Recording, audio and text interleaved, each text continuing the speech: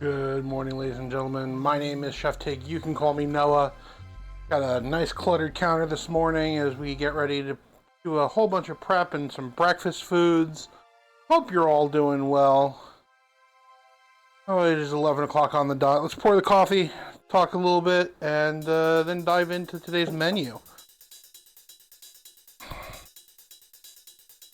Today we are trying out Chutzpah coffee, something my lovely fiance found. As always, a nice French press of it. Hey, Panda. Can you guys hear me okay? I want to check on this. I'm not using the mic I've been using. I am using the lavalier mic that our lovely friend UV Glow Panda has lent me to test out and see if I like it and see if you guys like it, and go from there.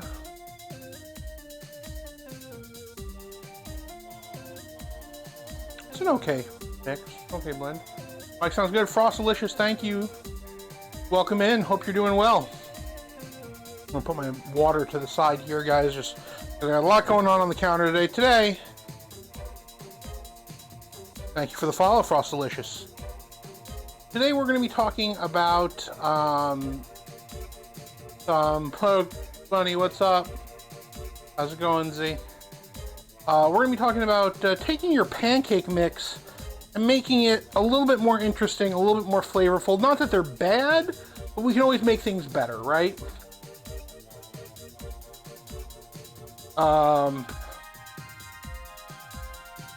So the our mix that we have today that we're going to be using is Krusteaz. Krusteaz is one of my favorite mixes. It is already a buttermilk mix. We're going to kind of bring out that buttermilk flavor a little bit more and a little bit more prevalently, and I'll show you how to do that in just a few minutes. Our creamer in our coffee. Tried the coffee without the creamer. It's not bad. The light roast.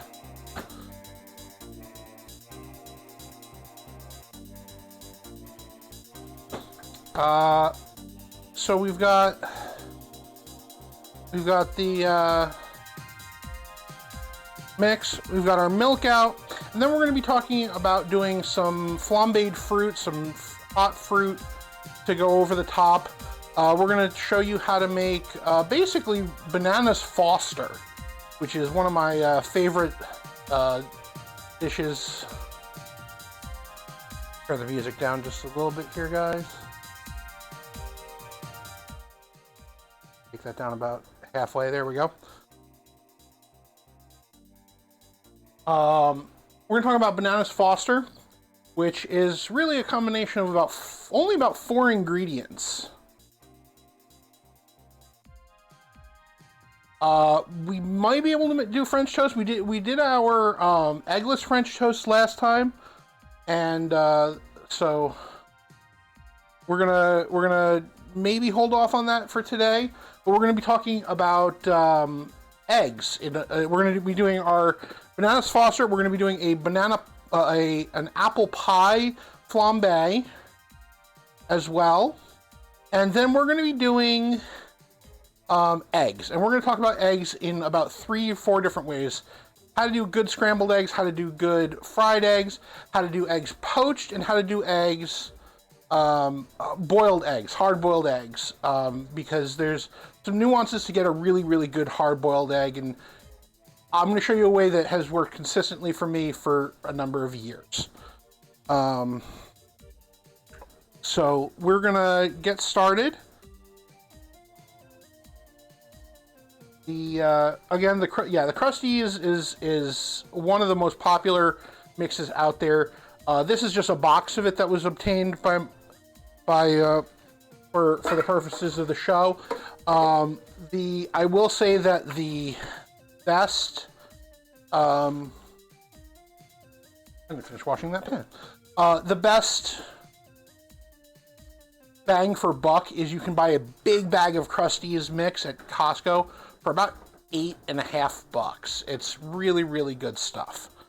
So, but let's talk about buttermilk, guys. Buttermilk is it's a sub-product of making butter. So it is a subproduct of cream. It's thick, it's tangy, it's got some acid in it. It helps your pancakes rise because it activates the baking powder that's typically in them. And we'll talk about that, Dale. We're going to talk about sunny side up eggs as well as part of our fried eggs discussion. The milk for us today, we're going to convert regular milk. We're going to convert regular milk into a buttermilk substitute. We're going to do that with our lactose-free milk, as I always use on the show, right? Because that's me. I can't use that lactose. And we're going to use vinegar. Vinegar is going to be the secret ingredient for a lot of what we do today. Vinegar and eggs, vinegar and milk make some very interesting combinations. So we're going to do, let's see, about how many pancakes do I feel like making? Because you can make pancakes and freeze them, which is the great thing. We're going to do 3 cups of mix. We're going to make about a 5-cup batch. We're going to make 3 cups of mix and 3 cups of mix and 2 cups of water, which is, or not water, but milk, which is what the recipe, their mix calls for. The first thing we're going to do is we're going to make buttermilk. And we're going to do this with 1 tablespoon of white vinegar for every cup, roughly cup of milk. So we're going to do two cups of milk, and you want to go just a little bit under a cup so that your total liquid measure after you add that tablespoon of vinegar in gets to roughly your 1 cup. So I got two cups of milk in the bowl right now, and you guys are going to probably hear the sink a lot better as I'm washing dishes today. So we'll see how this all goes. And then I need my tablespoon measure right here, and we're going to take 2 tablespoons of white vinegar. You can use lemon juice, you can use vinegar. I know our friend UV Glow Panda can't use lemon juice because they are allergic.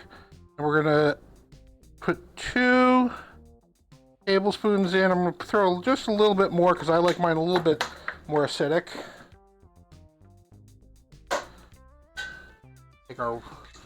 Take our convertible whisk here, and we're just gonna whisk this together. And then this is gonna sit for about 5 to 7 minutes before we do anything else. Hey, Kitty. We were just talking about what we're doing for today. We poured our coffee, got our coffee started, and we're going to be doing pancakes from a mix. But we're going to kick up that mix a little bit, make them a little bit richer, a little bit nicer. One of the things that I am going to do is I do need to rinse my pan here. I do apologize, guys. I forgot to get this done. Suboptimal as always. That's the name of the game on this show. And we're going to be using my trusty about 10-12 inch non-stick pan.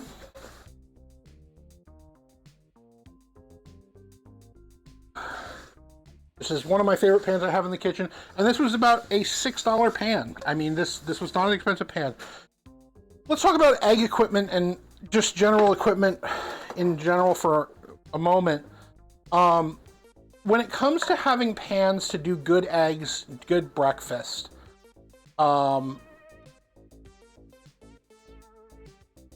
it's worth investing in a few nonstick pans that you just use, especially for eggs. It's great to invest in some nonstick pans that you just use for eggs. One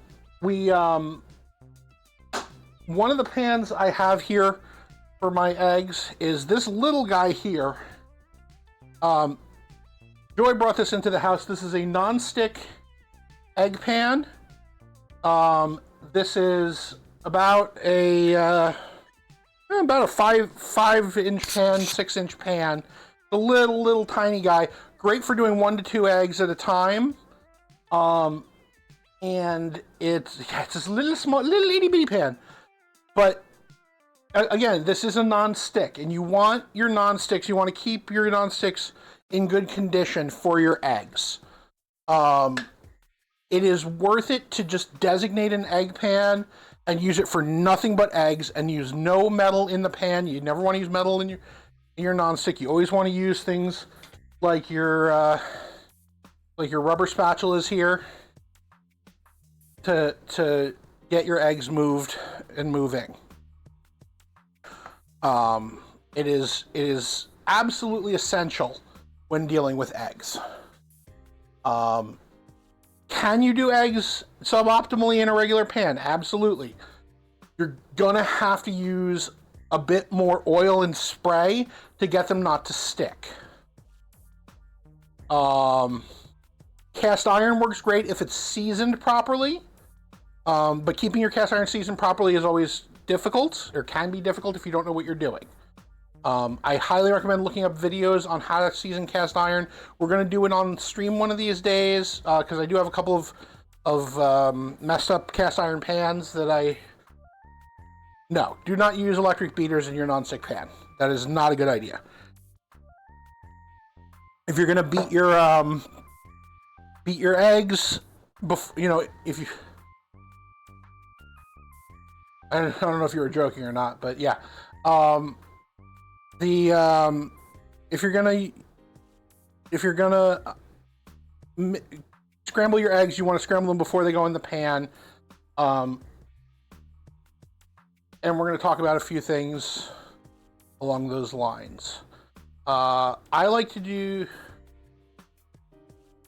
cast iron needs to be seasoned properly, and it's always a chore. It's always kind of one of those things that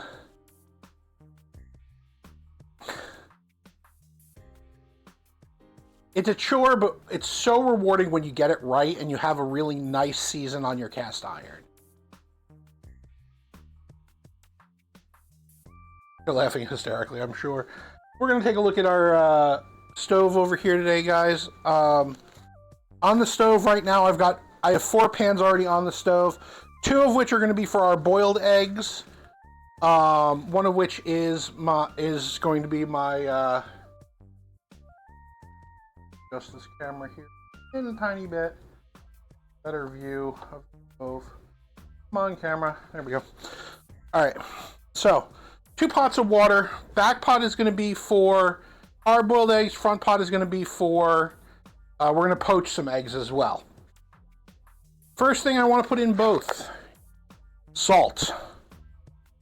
It'll help season your eggs. Even the hard-boiled ones gets a little bit of seasoning through the shell. A little bit. Not much, but you go a little heavy. Other ingredient, like we said earlier, vinegar. Yeah, number one thing on cast iron is never use soap on them. Scrub them, don't use soap. Small pan we're going to be using for our poached eggs. We're going to put 2 tablespoons of vinegar into the poaching liquid. It's going to flavor the eggs. It's also going to help the eggs congeal and stay together. Same thing for our hard-boiled eggs. I'm just going to pour a little bit in. I can go a little bit more liberal on that. But if any of the eggs crack from the hard-boiled eggs, then we can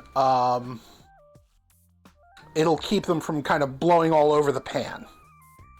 The vinegar helps with that. We're going to go ahead and turn on our stove. It's going to be a little warm in here today, even after the cold day we've had outside. So I'm going to get both of these onto about a medium. The back pan's going to go to medium high because that needs to be more of a boil. Air fryer bake. That is a valid option for hard-boiled eggs. For hard-cooked eggs in the shell. I prefer the boil method myself. It's kind of I've been doing it for years this way thing, and gosh darn it if I'm not gonna stay consistent on how I want my eggs. That's me. We're gonna get our front pan here on a medium-low heat because we're gonna want that for our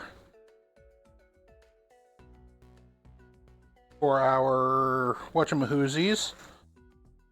pancakes. That's the word I'm looking for.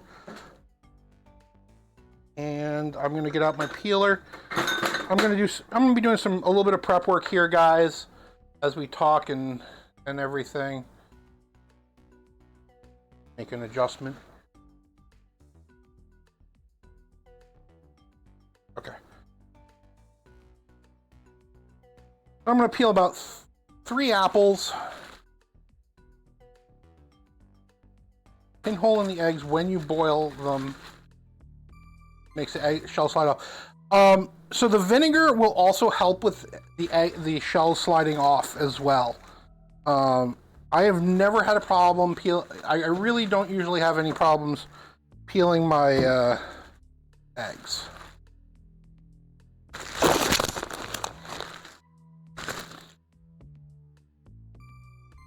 Put the rest of these apples to the side. We're gonna peel these up, dice them up a little bit.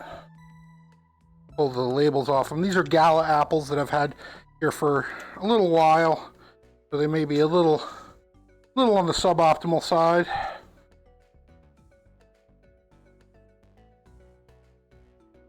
I've heard of people air frying their eggs. I've never done it myself. I've never tried it. We maybe can try that today. You guys want to see the results? If you're interested. You have an air fryer here. Air fryers are I don't even consider air fryers to be suboptimal or optimal equipment anymore. They're so prevalent in a lot of they're so prevalent in everybody's kitchen these days, and they're so easy to get your hands on, even at very relatively inexpensive prices.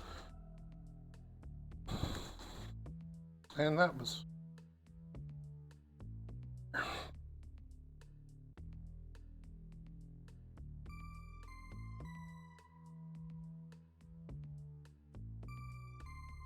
For me, when I peel my apples, I like to go around the top, around the bottom, and then straight down the sides to get the peel off. Show you that again in 1 second here on my next apple. So I go around the top,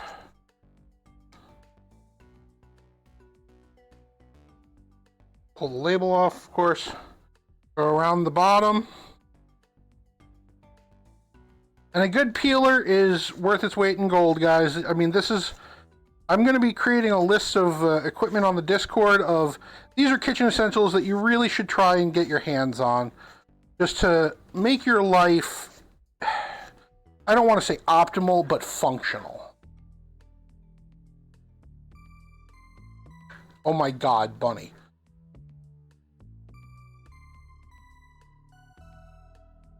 Yeah, and there's different kinds of air fryers. You can get like toaster oven style air fryers. You can get basket air fryers. I mean, I'm not even familiar with all the different little types and tricks thereof. Actually, Kitty, I may have one for you.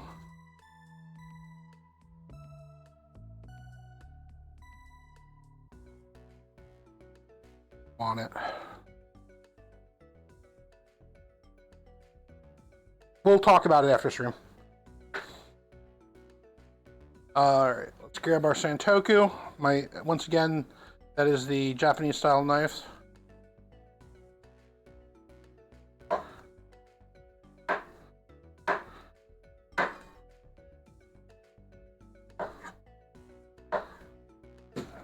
And for our apples, we go 2 slices down the side, 2 slices, 2 slices, and then 2 slices, just getting a nice thin, about 1/4 inch slice. We're going to dice these up, put them in a bowl.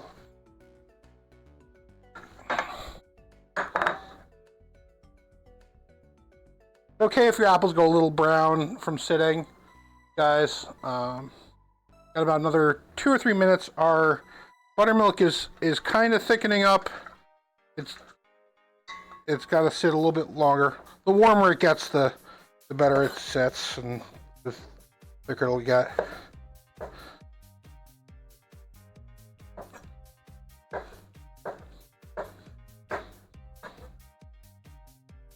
Guys, I do want to let you know that starting tomorrow, our friend UV Glow Panda is doing a streamathon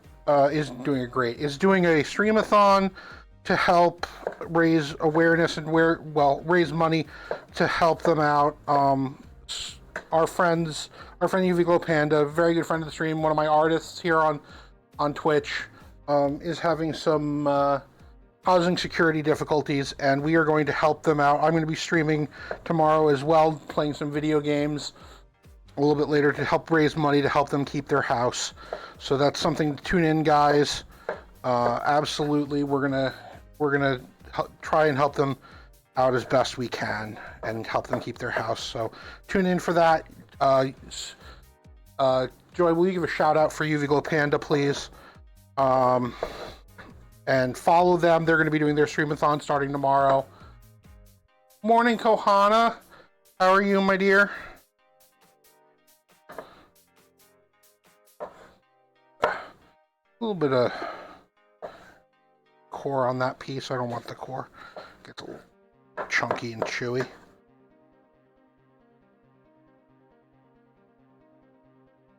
You're doing great. I'm glad to hear it, Kohana.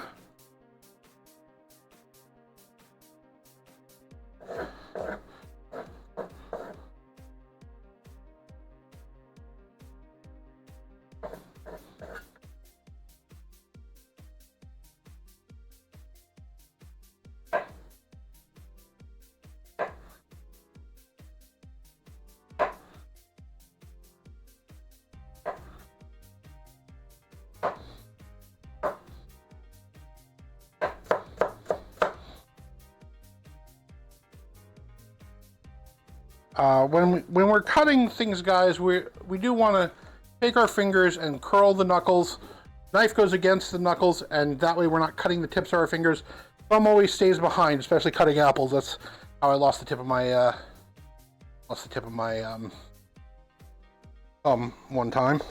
That's a whole story. But yeah, you want to keep your knife resting against the flat of your knuckles, and keep your thumb tucked away. Haven't really discussed proper knife technique. Rabbit feet your hands, yep.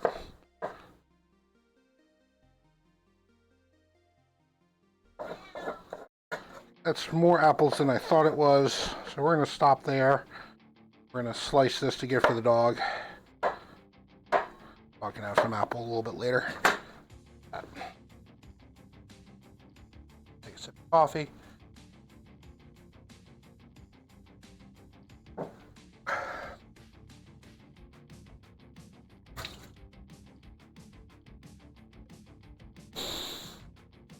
Take our wet cloth here and wipe down our counter. Our egg pans are going nicely. Our saute pan for pancakes is just about ready. And suboptimally, I do not have my plastic pancake flipper because I think I put it in the dishwasher. That was a mistake. That was my mistake. So, how are we going to remedy that, guys? Well, we'll see. We're going to figure it out. Probably using a rubber spatula, because rubber spatulas are good for safety and tool care. Yeah, we're going to be doing a tool show, I think, next week, where we do cast iron. We're going to talk about knives. We're going to talk about suboptimal tools, getting your hands on them. And I got to figure out a way to do some streaming from some remote streaming so that we can go to some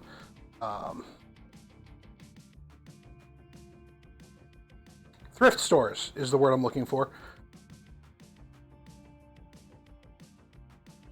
You'll hear and maybe see my cat Pandora wandering through. It's been about a little over 10 minutes now, guys, since we started this. And our milk has thickened. You can't quite see it very well, but it has thickened up a little bit. It does have that buttermilky taste from the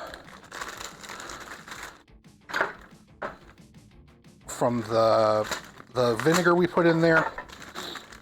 And we're going to add 3 cups of the pancake mix in here. We're gonna I'm just kind of loosely scooping it and then measuring it against myself. Hi, Cora. Hi, baby. That's 2. Cora, would you like a piece of apple? Can see if we can get Cora on stream here. Cora, back up. Back up. Over here. Sit. Cora, sit. Good sit. Cora, target. Good target. Paw. Good paw. There you go.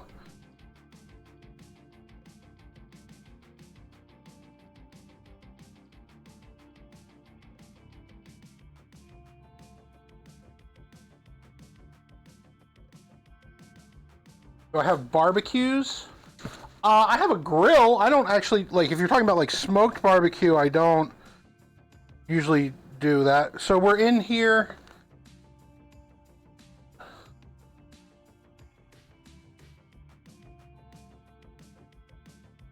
Wigged out for a second there. Sorry about that, guys. Well, we gotta see if I gotta put a fresh tank in it and see if it works. But so we're mixing our pancake mix. We don't want to overmix this. We want to get it nice and blended. Not too many lumps left. You can even see some of the bubbles forming from the some lumps are absolutely, a little bit of lumps is absolutely okay because we don't want to overdo it.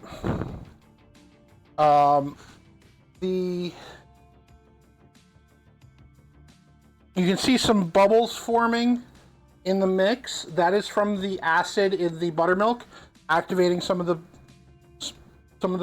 the pancake mix and the leaveners therein. That's perfectly fine. We're gonna put our whisk in the sink.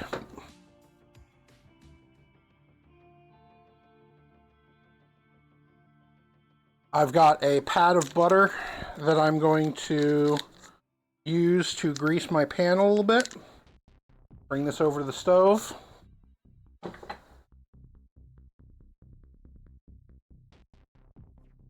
And I'm going to use what are we going to use? We're going to use a 1/2 cup measure. Grease our pan with the butter. And the pan, ooh.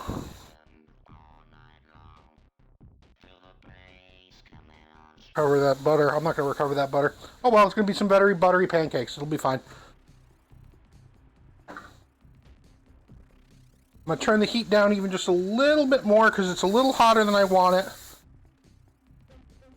That butter's going to get a little bit of brown. That's okay. Brown butter gives you more toasty, buttery goodness flavor. So, we're going to come into our pan. 1/2 cup of pancake mix at a time. We're going to go with 2 to start in this size pan. No, we'll do 3. We can get 3 in here. They're going to be a little bit weirdly shaped. That's okay. That's just them conforming to the shape of the pan. And we let the mix set. Now that's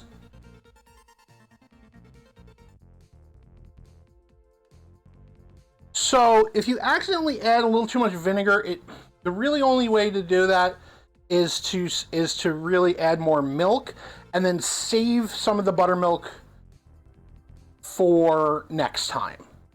It'll preserve just fine. I'm going to grab my rubber spatula here because that's what I'm going to be using. And we've got our pancakes cooking gently.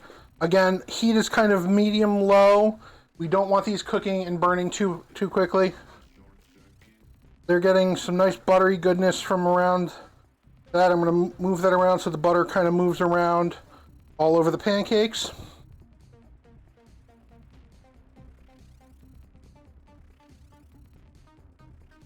But yeah, the way to salvage too much vinegar is really just adding more milk and then saving your buttermilk for another purpose or for later.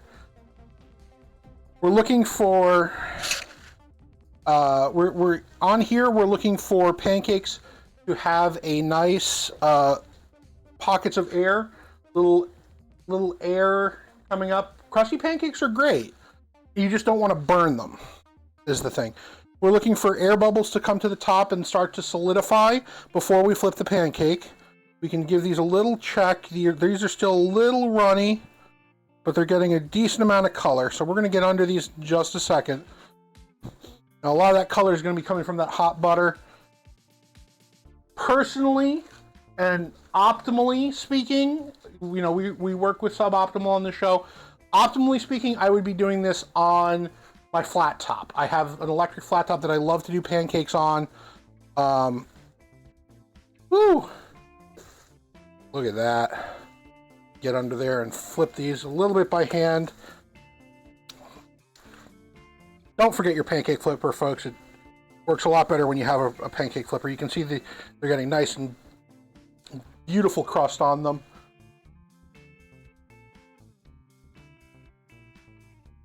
Even these are a little overdone, but that's okay.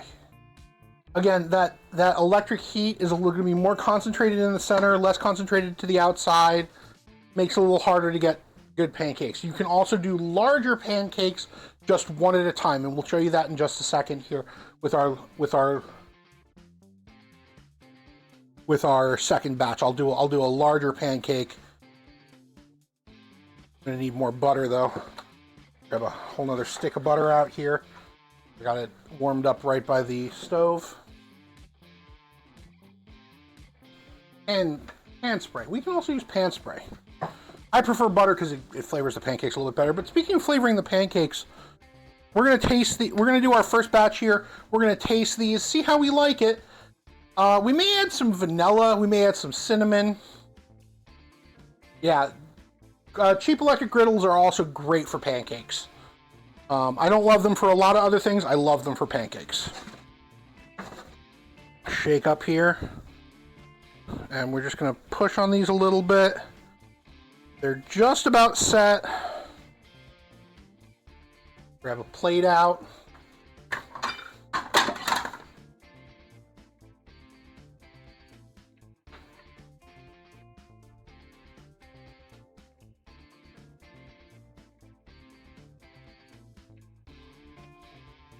Crusties.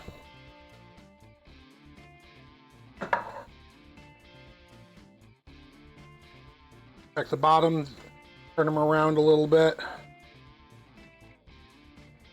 Cook a little bit more evenly. I'm going to push on this one a little bit, make sure that there's no,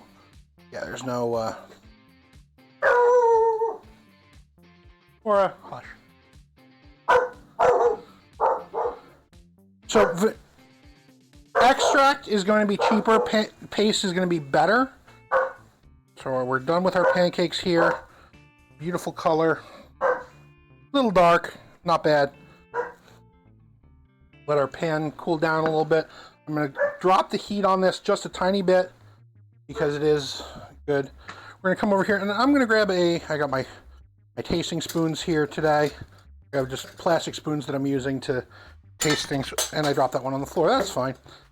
Suboptimal. All right, let's just taste these as it stands.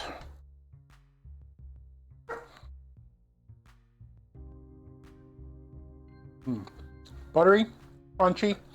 I don't know if you can hear that crunch, but you can hear the crunch on them as I scrape it near the mic. That butter, that kind of sour, not sour, but like that buttermilkiness is definitely coming through.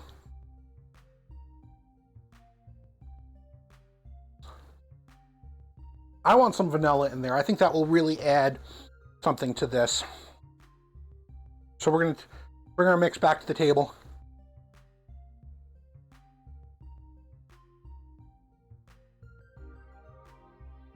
Take our measuring cup out for a second. Give it a little bit of an extra boost with our vanilla extract. Season to your taste. I'm going to put about a teaspoon and a half of vanilla in there. And we're just gonna mix this around with our spatula. You can see that it's kind of inflated and fluffy. The mix is really fluffy now. It's getting less lumpy as the time goes on, partly because it's just the mix is absorbing the moisture more nicely. Second batch is going to be even better than the first here, guys. First batch is always that test batch, that starting batch of the day. We're going to take our butter. I got a stick of butter and hanging on to it a little bit more tightly this time. I'm just going to grease the pan real quick.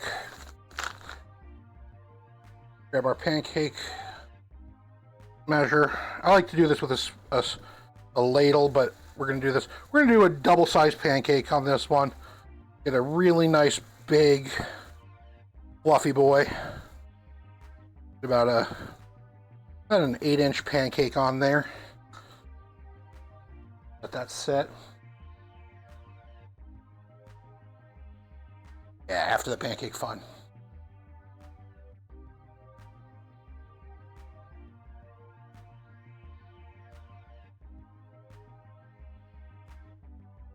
One of the things they sell on a TikTok shop recently is vanilla bean seconds. They're not premium vanilla beans, but they're great for making extracts and vanilla sugars and things like that, and syrups and stuff out of them, instead of just like using the scraped out vanilla beans. They're a little drier, they're a little misshapen, but you can get them. I gotta look into that. I think they're about 20 bucks for a bunch of them, which is way cheaper than just buying vanilla beans. I'm going to add more water to our pots on the stove here. They've been boiling down a bit.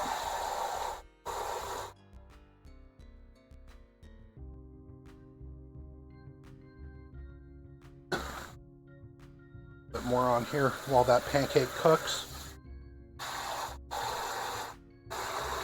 And while that pancake is cooking, I'm also going to add some cinnamon and nutmeg to my last batch. I'm going to make, because we're going to be making some apple pie pancakes.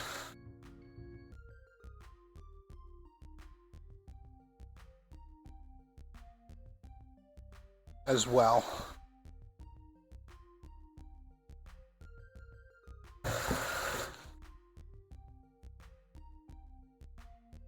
Yeah.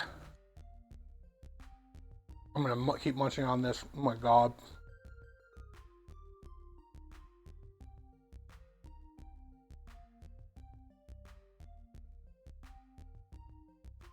Oh my god. That cat. Okay.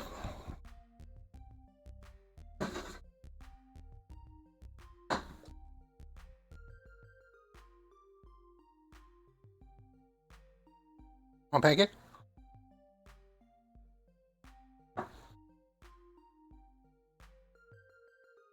The mic sounds good. I'm gonna take a second here to hydrate, guys. I got my lemon water together before I started stream.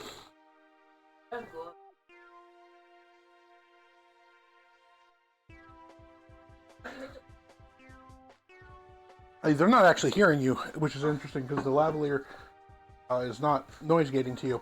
Oh. Joy says that the pancakes are really good.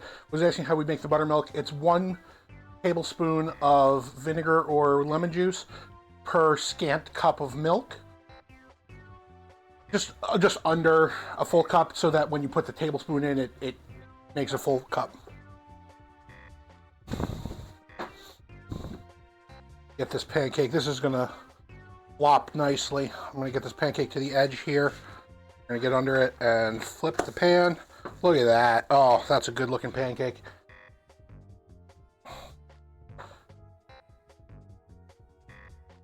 Yeah, purple. I don't know why the red-orange light under the stove shows up purple. It's kind of cool. Thank you for that nice flip.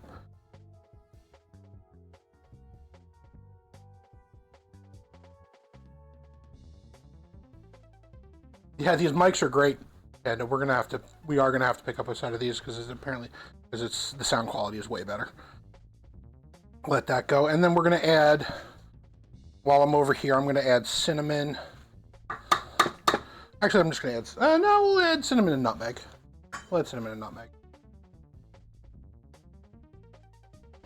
A little bit of cinnamon in there.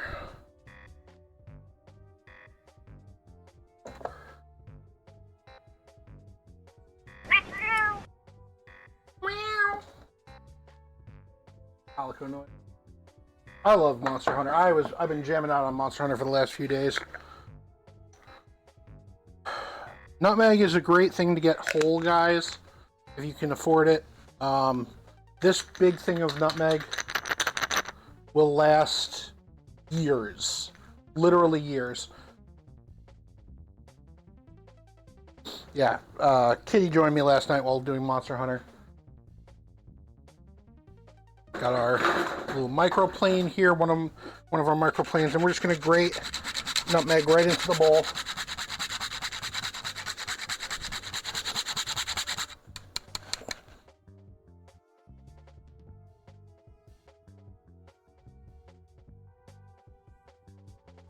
There, in case I need it.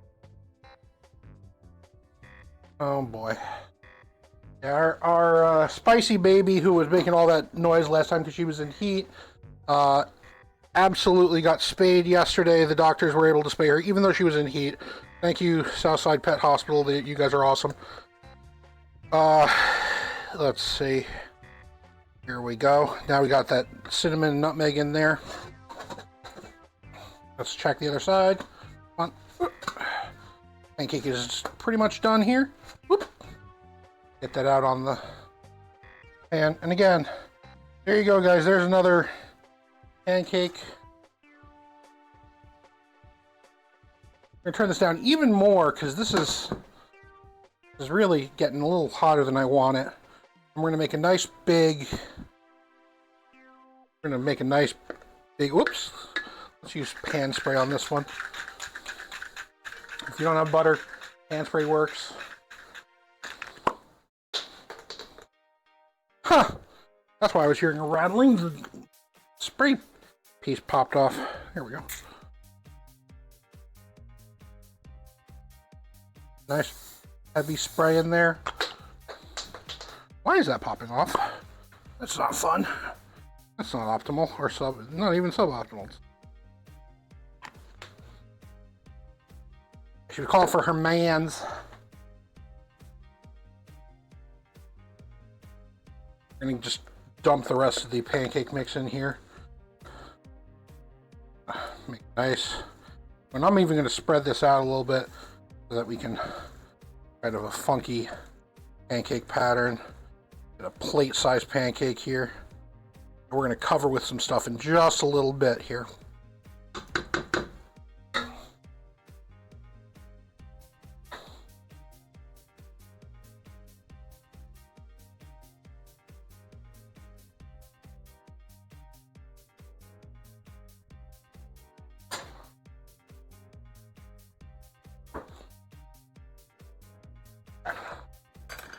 There's our first pancake. Second pancake is coming. A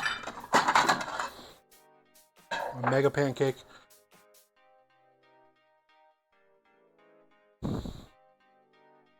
Alright. So let's get a little bit of vanilla. We're going to do a little bit of prep work here, guys. So we need vanilla. We got our butter. I need my brown sugar.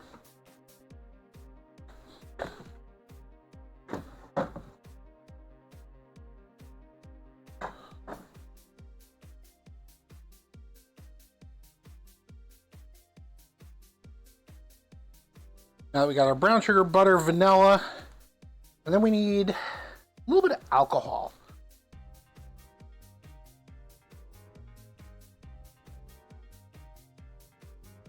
Alcohol is going to do a couple things for us. It's going to make it look pretty. It's going to give us some good flavor.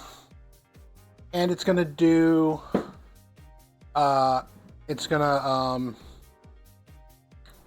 make the sauce come together really nicely. We're going to be using, we are boozing. We're going to switch over here for a second. This is the Kirkland Signature Spiced Rum. If you're Kirkland, your Costco sells alcohol. Their alcohols are incredible. This is probably, to me, this is better spiced rum than what you can get in, like, than a Captain Morgan. Not that Captain Morgan's that great, but it's one of the most prolific ones, at least. For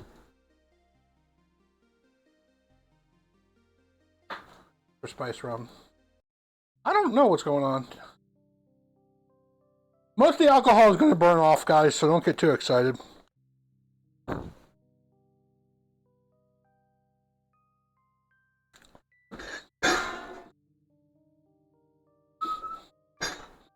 I'm missing my flex lid. Oh, my flex. Oh, there it is. I have a lid that here, guys, that fits multiple pans. You know, camera in a second here, and it's great for this saute pan. I'm going to cover that up just a little bit, try and help get that pancake cooked up.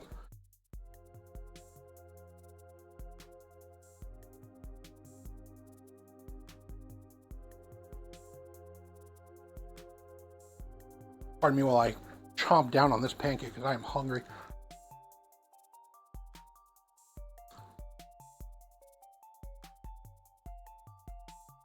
Right before flambe? Okay, we can do that. I'm going to finish the pancake first.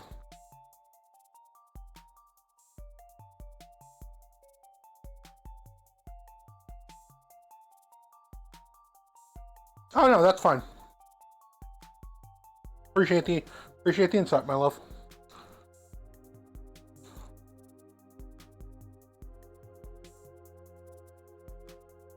Alright guys, we've talked about sauteing before. Let's talk about flipping. Again, suboptimally, I don't have my pancake flipper today. I'm just using my spatula. We're going to get that spatula way under here. We're going to shake the pan a little bit to get it loose, get it to the edge. We're going to lift and flip as we do a saute motion.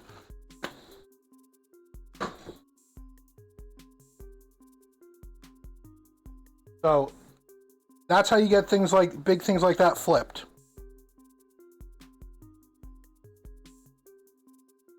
I'm gonna go ahead and put away my Krusty's buttermilk mix, or pancake mix I should say.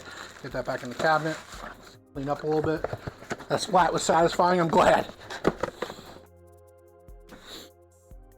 Color on this one is perfect. I mean, look at that is absolutely beautiful to me. We're gonna get the lid back on here just a little bit to keep some of the heat in and get the inside of that pancake cooked. Guys, we're gonna take an early break and get, yeah, the pancakes keep increasing in size because I don't want to just have you guys here watching me make pancakes all day. I don't think that's gonna be very interesting, but we're gonna get these pancakes made, then we're gonna do some fun stuff with flames. I do warn anybody, if you have a fire fear, you may want to skip the next segment. I know I had some friends in college who had some fire trauma and could not watch flambe, so I just want to throw that warning out there.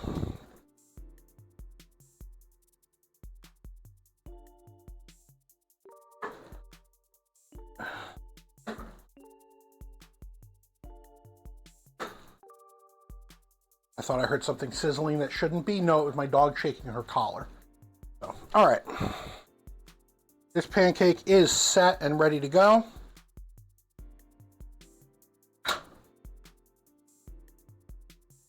Shake it to get it loose and get it over here onto the pan.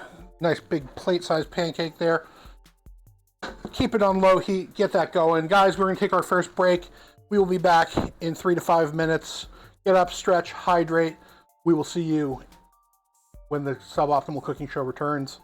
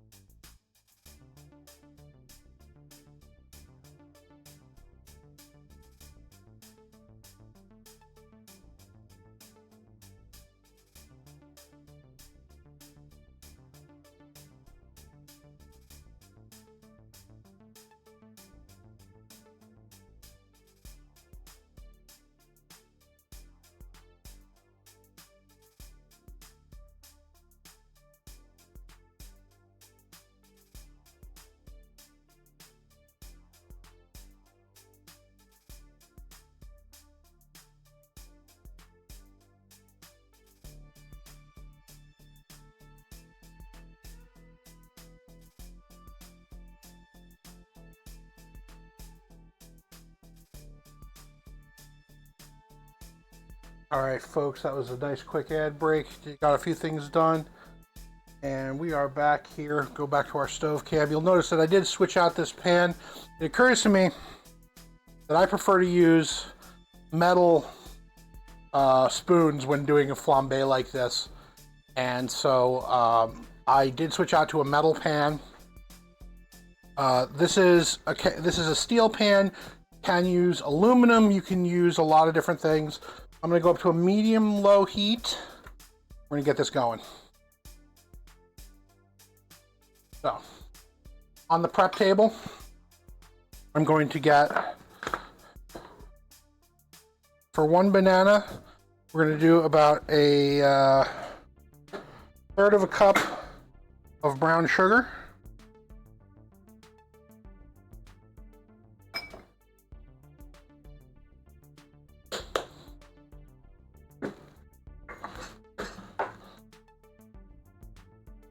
We're gonna get. I'm using my little prep bowls that I have. It's a nice little thing to have. It's not necessary. You can do this on the fly. We're gonna go 1, 2. We're gonna go about 3 tablespoons, 4 tablespoons of butter.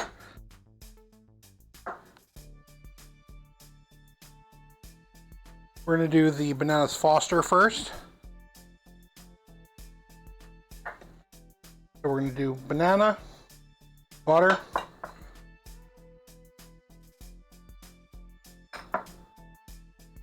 brown sugar, vanilla, and rum.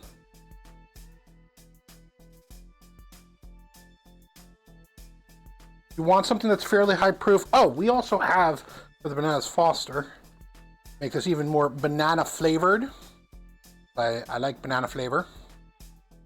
I do have a bottle of 99 bananas, a little single serve bottle of 99 proof banana alcohol. We can mix that in with a little bit of the rum. We're gonna get a little bowl with our rum and so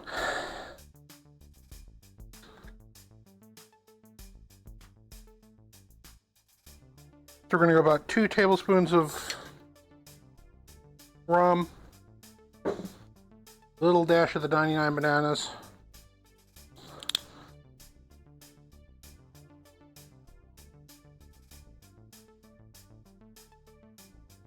Not the whole little thing here, just a little bit of it. We used to use 151. Yeah, you did. I hope it's okay that I'm using it. If not, I will. Oh, you're glad I'm using it. Okay. Now, when flambeing something, guys, typically the technique is to take your pan, get it hot, get your ingredients in there, add the alcohol, tip the pan towards the gas fire, and light it using the gas fire. Well, we can't do that on an electric stove, so we need one extra piece of equipment, and that is just a lighter. I'm using the Kirkland spiced rum. You do want a relatively high proof. This is only about this is 92 proof. That'll be enough to light. If you like Bacardi 151, that's perfectly acceptable to use. I want the spiced rum for the flavor. So into our pan.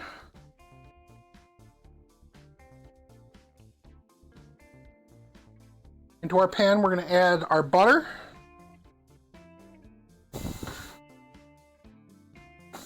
Let that get a little bit brown. We're going to add our brown sugar. And we're going to make basically what's essentially a brown sugar caramel sauce with this. And we don't want this too hot. We don't want it to burn. We're going to get that mixed in.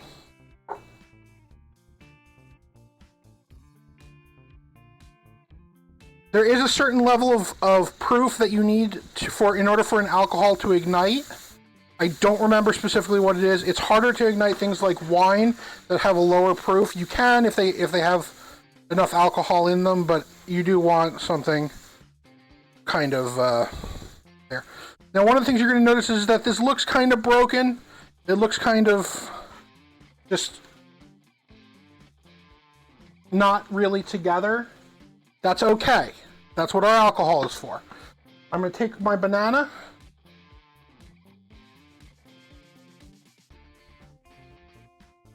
And I'm going to take a knife, just a regular butter knife, and I'm going to slice it right into the pan. You can do this with slightly underripe bananas. You can do this with fully ripe bananas. I wouldn't do this with like a banana that's ready for banana bread, but that's okay. We want to get these bananas coated in that sauce, coated in that sugar.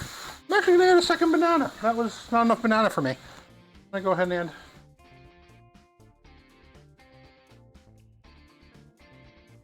yeah, you don't want to flambe on the low ceiling, but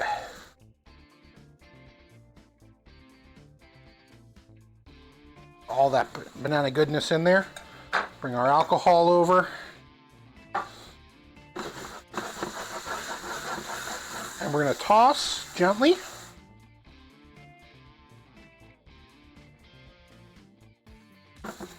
You can see that that's developing. It's still broken though. I'm going to add a touch of vanilla. This is going to start bringing the sauce together. There is alcohol in the vanilla as well, but shouldn't be enough to flambe. We're going to be very careful while doing this though, guys. I'm actually going to so our bananas are cooked. They're in that beautiful sauce. They don't take long because of the caramel nature. You can see that it's coming together. We're going to add our alcohol all at once. Let it get hot. Pull the pan back off the heat. See if we can get this to light. There it goes. Doesn't take much. A little more alcohol if you like it, but you can see that after adding that alcohol, that whole sauce came together. Beautiful. Absolutely beautiful. We're going to take this over to the counter.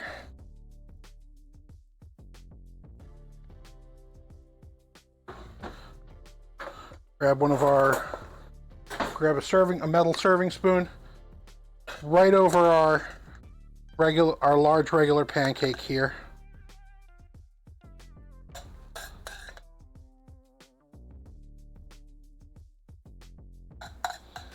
Lots of banana. Lots and lots of banana.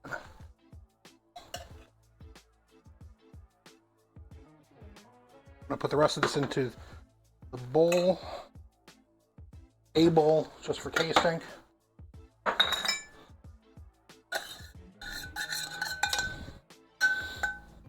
Okay, I'm going to quick wash the pan. Basically just rinse it out. It shouldn't need very much since we're doing this kind of the same next. We're going to go a little differently. It's going to go a little differently.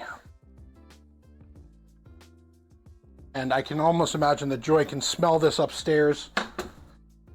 And that it smells good as heck, because it smells good as heck down here. Let's go ahead and taste. I go ahead and taste the bananas Foster. My spoons are sticking together.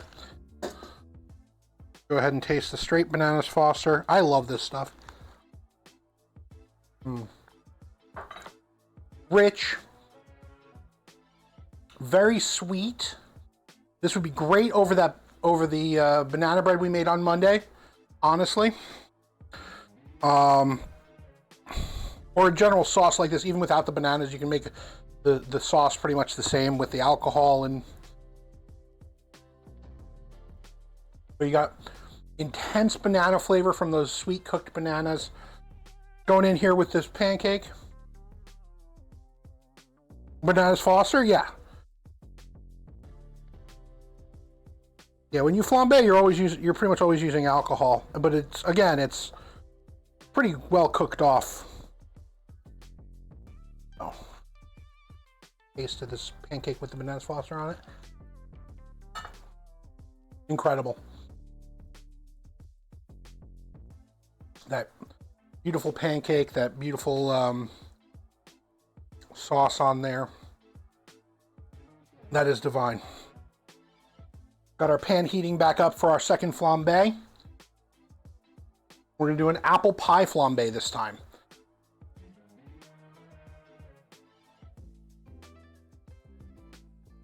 So this time I'm going to use a combination of a very smooth cognac. This is just a Paul Mason VSOP, or VS rather, cognac. If I can get it open. Alcohol is expensive, but it goes a long way, guys. If you're using, I mean, and stuff like the Paul Mason is not expensive. I like using alcohol in my cooking. It brings out extra flavor. Yes, fire, haha. We're gonna use some of that cognac in there.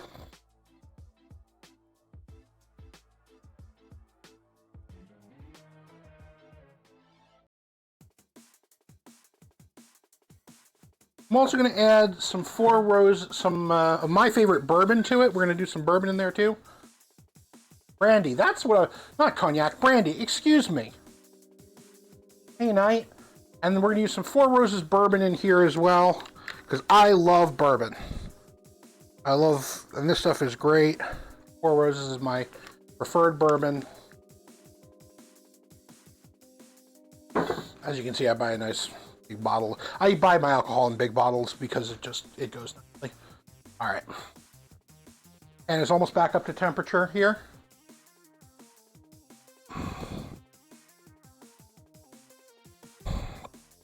And again, guys, these are not expensive desserts. The butter is a little pricey. You can do it with margarine, not the best.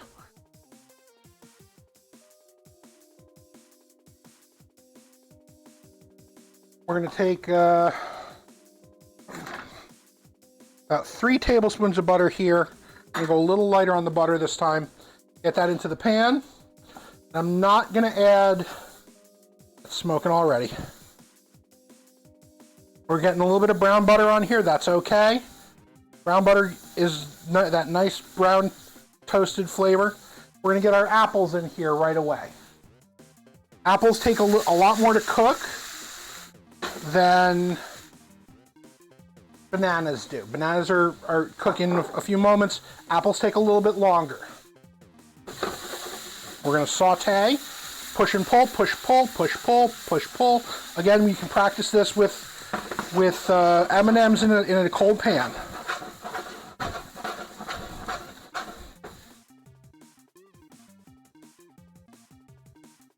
Frozen French fries works. Frozen French fries are good for a different texture and shape. Beans work.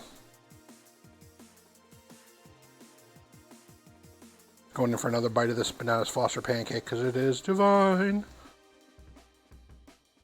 Stuff my face though.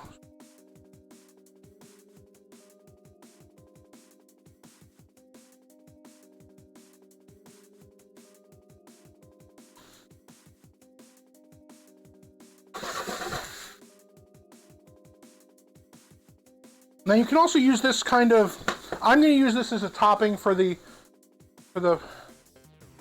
have a good one, Kohana. You have a wonderful day. I'm going to use this as a topping for the pancake. The apples, you can actually saute your apples like this, make them into an apple pie filling. You can use them in like small hand apple pies with pie dough. You can do a lot of stuff with a sauteed product like this. You would want to drain some of the sauce off if you're going to put it into a pie, into a small pie though, or a small hand pie rather. Okay.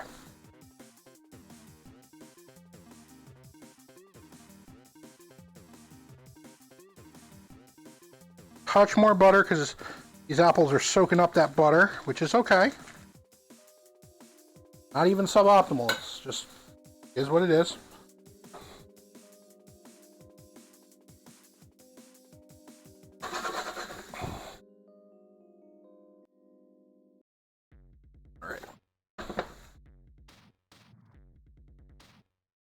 Grab another third of a cup of brown sugar.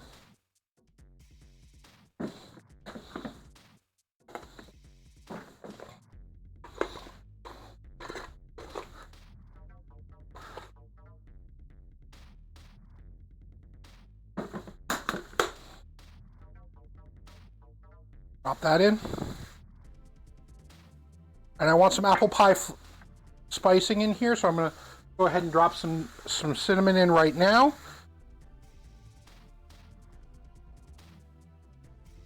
I'm also going to put the cinnamon to the side to give us a little bit of toasted cinnamon flavor later and toasted nutmeg flavor later. We're going to add some more of our nutmeg as well. Right into over the top.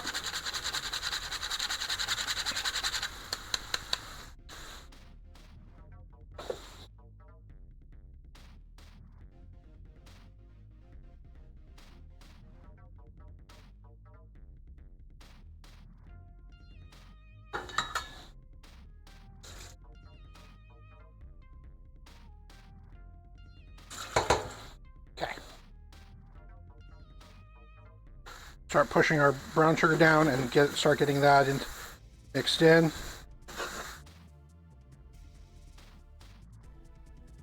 can see it starting to caramel, turn into a nice little caramel sauce. And again, this is about 3 apples, three gala apples. You can do this with different flavors of apple, absolutely.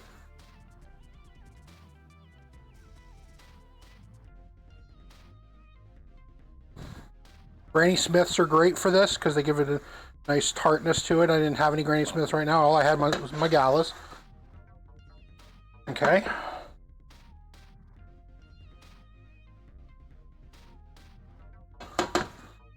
Smells heavenly. Those apples are just about done. We're going to add our cognac, or brandy rather. Brandy and bourbon. We're going to let that heat up a little bit.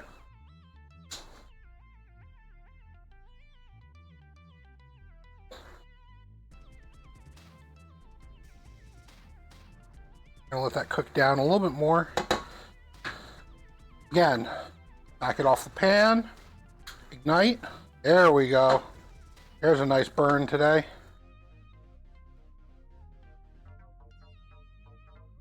Better with hard apples.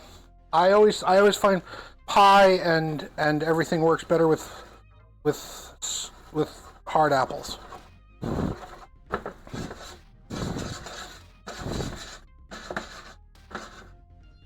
Now it's burning that alcohol off. While it's still going, a little bit of cinnamon.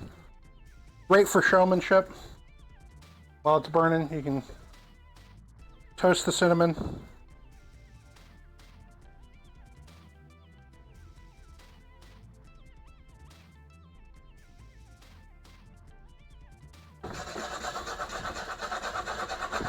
This had a bit more alcohol in it, so this is going to take a little bit longer to burn off.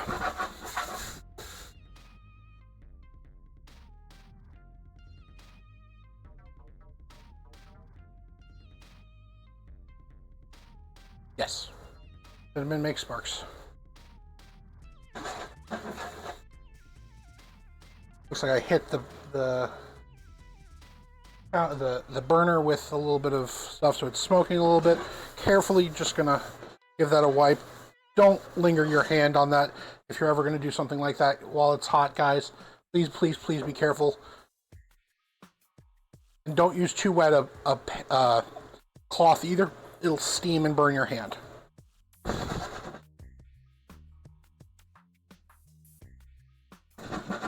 Okay, our apple topping, sauteed flambéed apple topping is just about done.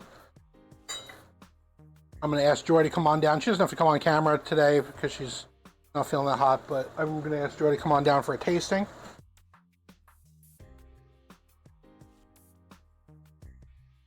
And then we're going to pour these apples right over our cinnamon. Yeah, it's a little smoky in here. Grab the other, hang on. I'm going to turn the heat off, guys, because our apple's still here.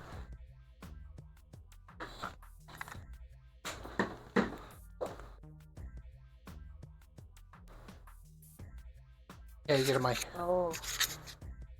Put it right here. Yeah, it's right there. Hi guys. I can go on. It's not, you don't have to. It's fine. I want you to taste Hi. all this and tell me what you think, because I want someone else's opinion besides mine on the show. You don't have to tell me it's good if you don't like it. The Bananas Foster, I probably could have cooked the alcohol off a little bit more. Okay. It's got a little bit of a kick to it. So here's the Bananas Foster. I see.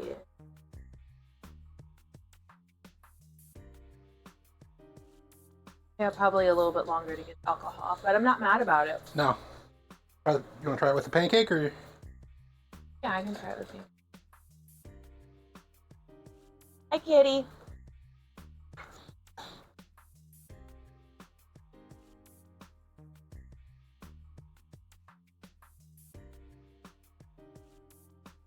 I'll see with the pancake, it takes some of that. I saw a kitty, and I actually sent that to people, and I thought it was very funny. A couple days ago. The pancake takes some of the alcohol flavor, so it's not quite so. Yeah. And we've got our apple pie, cinnamon spice pancake, and that is killer. I like that. Actually, I like that more than I like the Bananas Foster.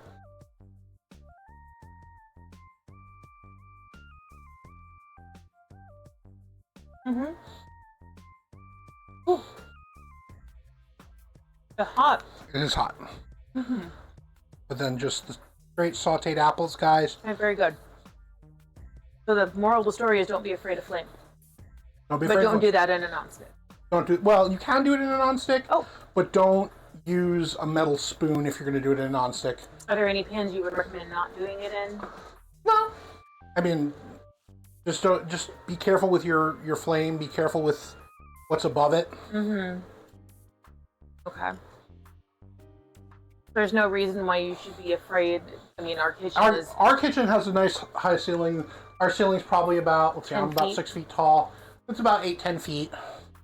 So in a normal house, normal apartment ceilings, you wouldn't necessarily be afraid of using the flame. No, I mean, just be careful how much alcohol you're using. The more alcohol, the higher the flame. Okay.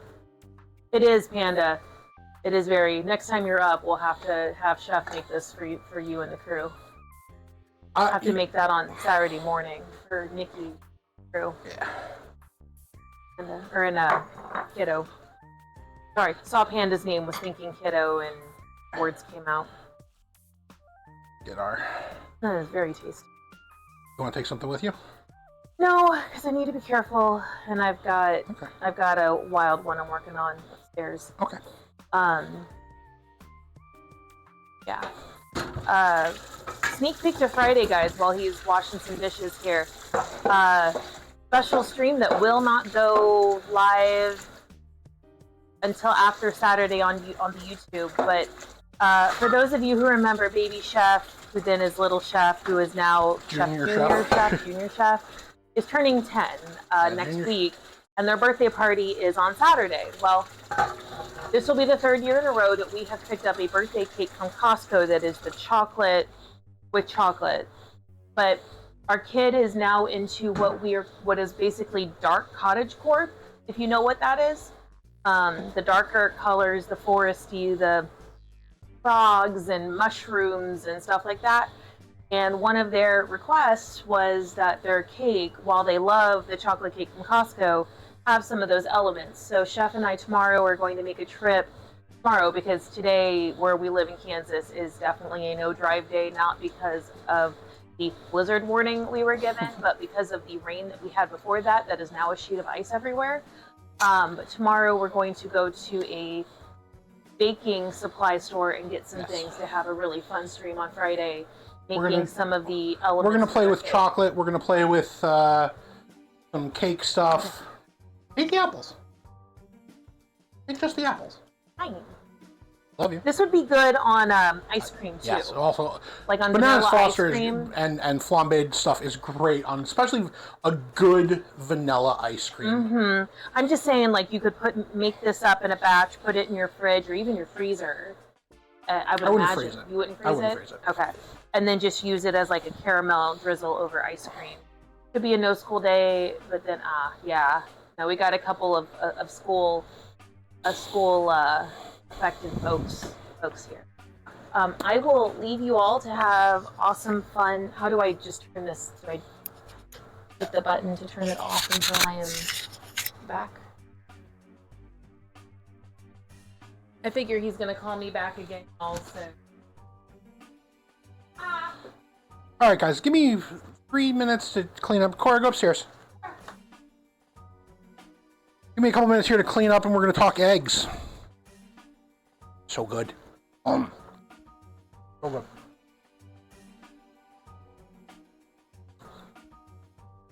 Sip of coffee.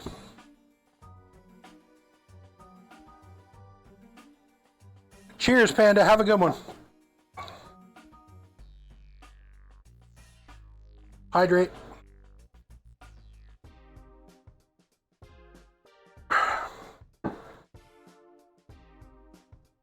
Wipe our pans out.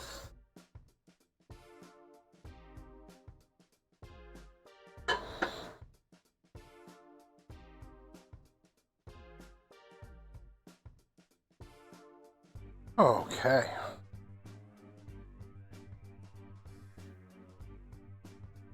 Once again, guys, here's your apple pie, apple pancakes.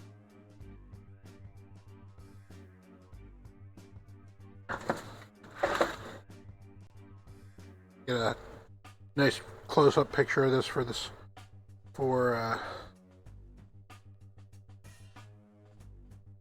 Discord here. Woo! Almost dropped my phone. Boop. Let's talk eggs.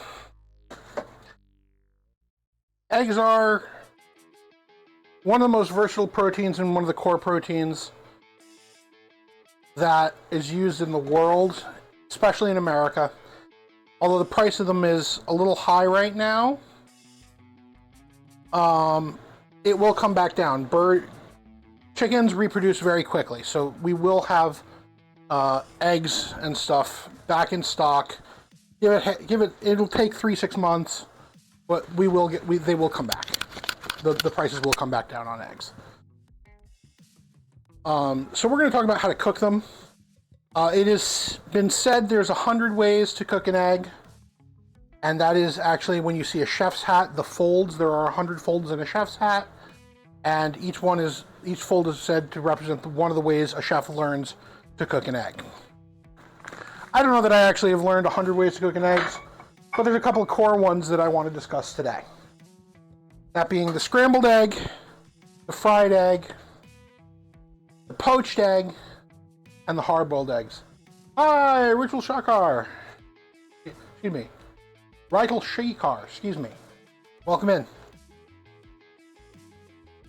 You're right on time for our egg discussion, egg talk, and egg making. So, for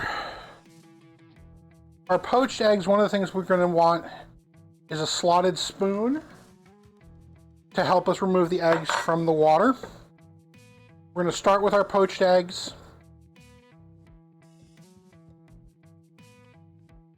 Poached eggs take about 3 to 5 minutes. Uncle Stinky, welcome. Hello from the Midwest.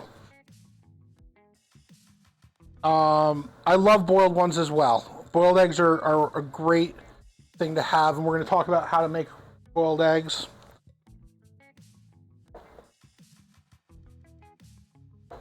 We're going to start with 2 poached eggs, though. Or, yeah, we'll just poach one. Make sure I do this right.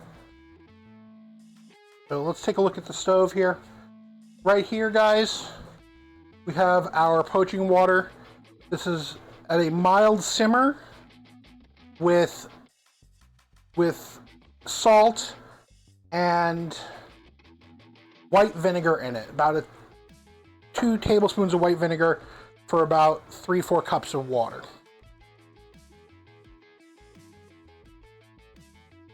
Eating 2 eggs per day can cover a lot. The soft boileds are your thing? Okay.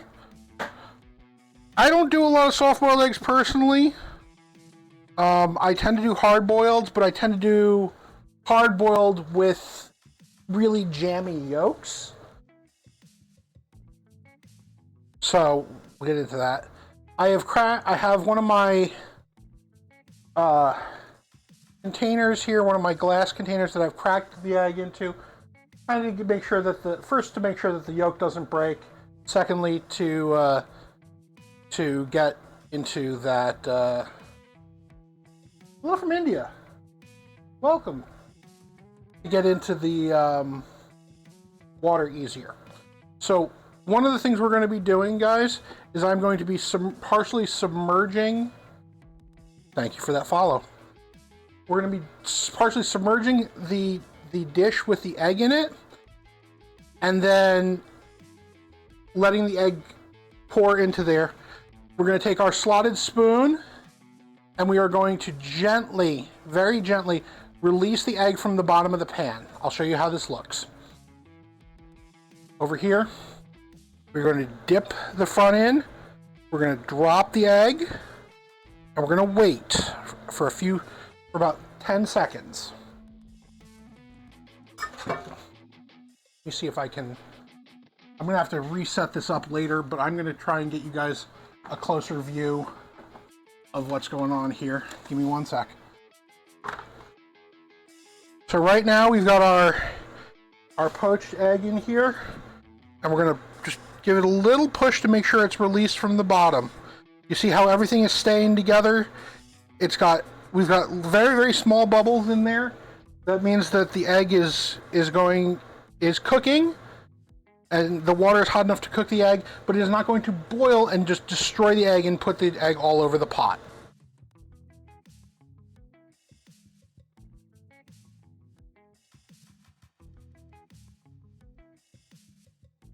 What? No, there was someone else named Stinky who came in. Retool. That was not directed at you, my friend. I do apologize. I'm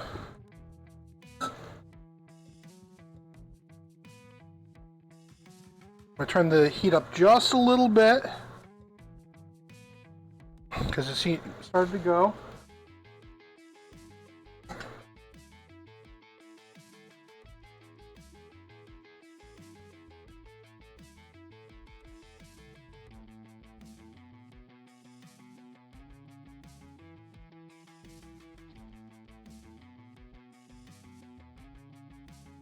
We're going to flip the egg over. See how everything is staying nice and tight together here? Sorry for the wobbly camera in my hand here, but everything is staying nice and tight together.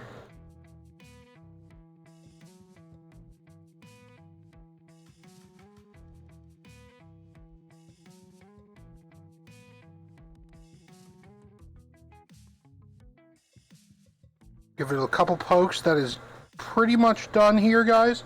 We're going to put the camera back up here. And we're going to grab just a plate to put this on.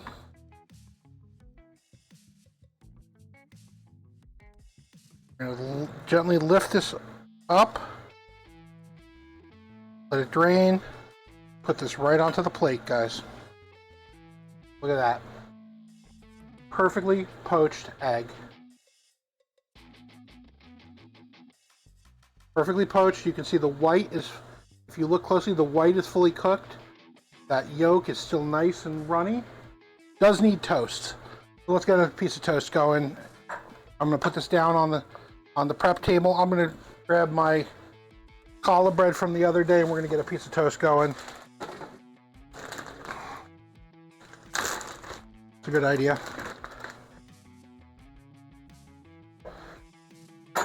Drop this in my toaster.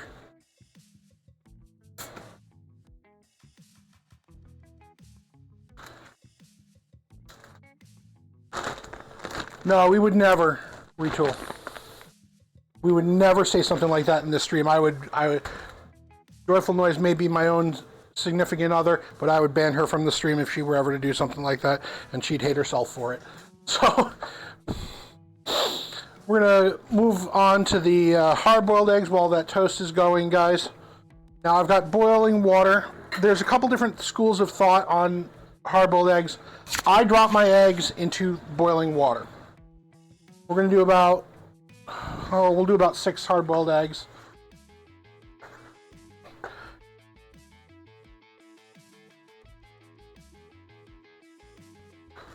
Now I have what's called a spider or just a strainer that I'm going to use to drop the eggs into the pan. I've got my eggs right here. We're going to come over here, lower them in very gently, and place them in. We are going to set a timer because I am a dummy for 8 minutes.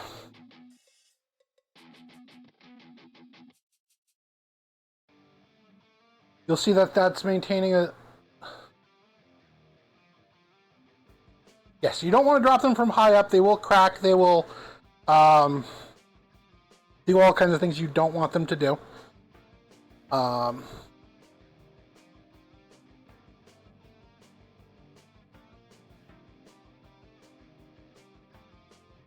back to our prep cam here. Challah toast is pretty much ready. I just lightly toasted it. Nice. Challah toast. Joy, thanks for gifting a sub to Retool. Retool, welcome in. Welcome to... Whew, excuse me. Welcome to the chef's table. Alright, I'm going to put a little bit of pepper and salt on my egg.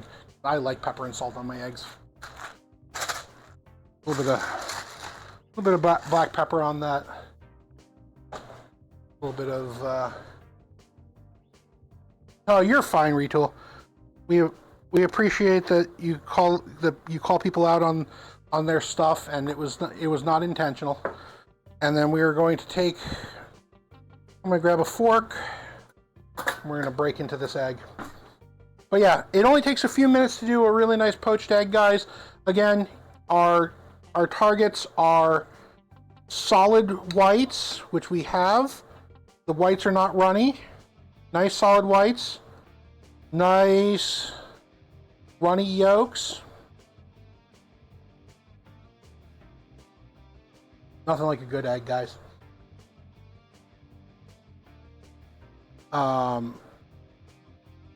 Vinegar and salt in the water to help flavor the egg and to keep that protein from going everywhere. Hot sauce on eggs is great. I love it. Our eggs are boiling away over here. Boiling away on the stove there. I'm going to get this pot off. Actually, what I'm going to do is I'm actually going to crank that to high heat. Remove this pot.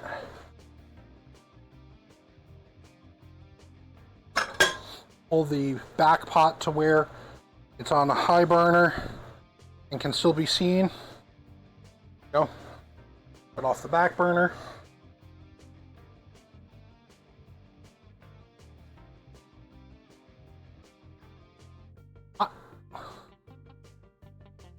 Huevos divorciados.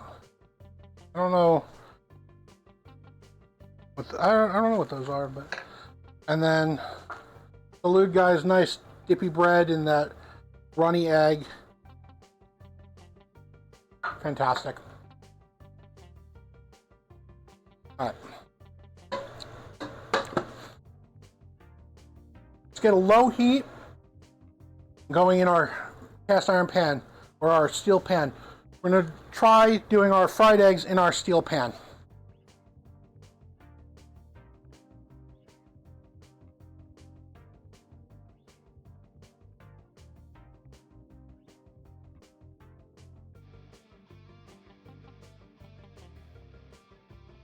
We're going to use our pan spray on this. Liberal amount of pan spray. Liberal amount. We're going to do one egg at a time just because we don't need to Cook a ton of eggs. Pan is not quite hot yet. That's okay. Crack our egg. Get it into the pan. Woo! Now this is how I do my fried eggs. You can do them how you like. I do like to get my fried eggs into a kind of cooler pan. That may be a little too cool, but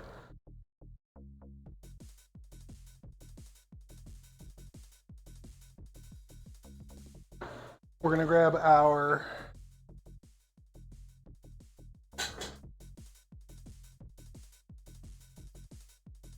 rubber spatula and pull the eggs, center them over the heat, get the heat up just a little tiny bit, and you can see the white settling in here.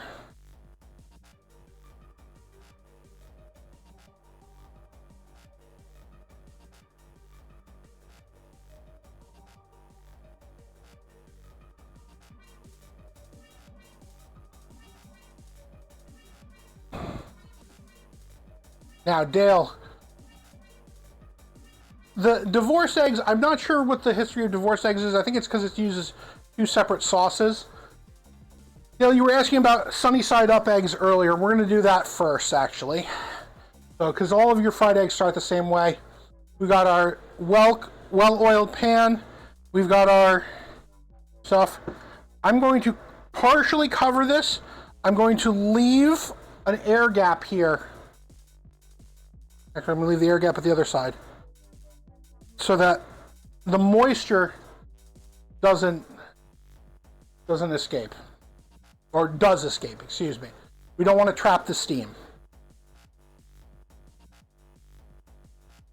About 2 more minutes before we check our first hard-boiled egg.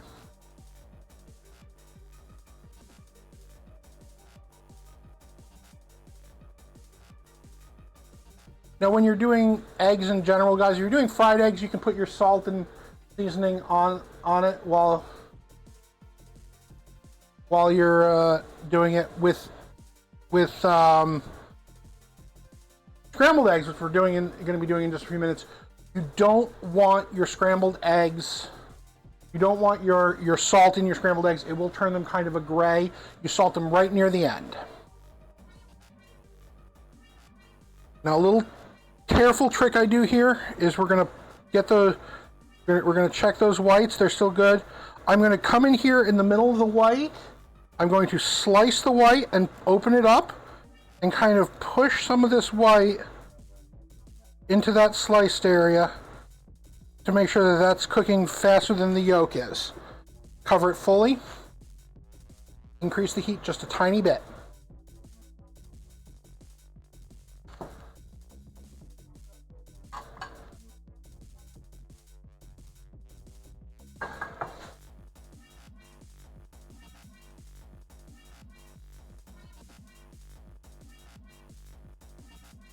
Now, for my sunny side eggs, I don't want a hard yolk, obviously. I want that runny yolk, but I do want it a little bit hotter.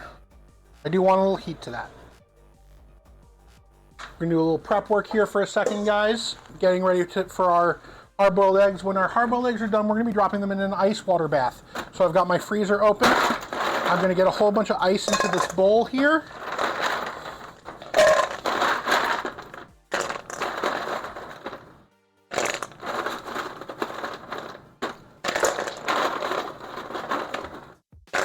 There's our timer. I'm going to get some cold water.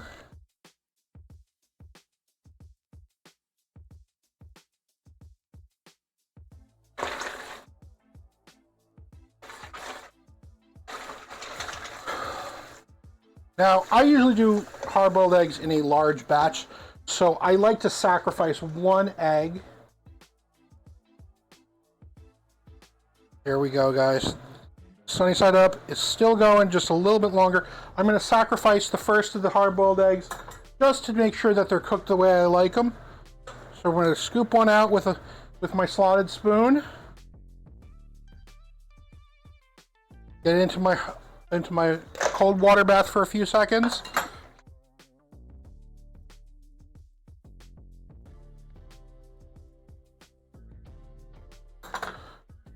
to the point where it can be handled. We're going to crack and roll. Crack the top, crack the bottom. We're going to check. Okay. Now this egg, I can tell the yolk is still kind of jammy. I can tell from the feel. Poke it a little bit. It's still a tiny bit runny. This is how I like my hard-boiled eggs. Just a little bit runny in the center. We're going to give the eggs in there another minute or so, just to firm up those yolks a little bit more. And sacrifice that egg. The egg gods. We're going to let those go. Our sunny side egg is ready to go.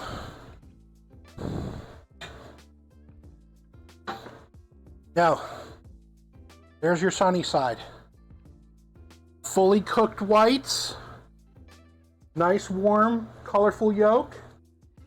Only a little bit of browning around the edges. We don't want brown on our fried eggs if we can help it.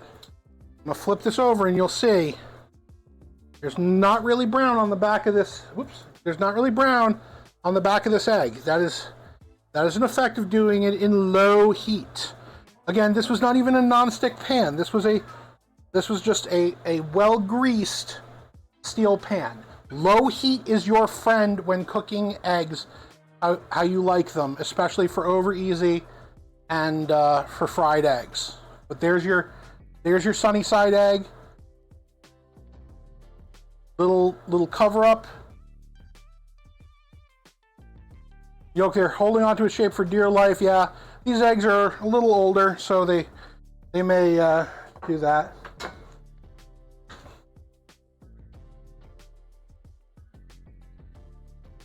Let's give a wipe down on this pan.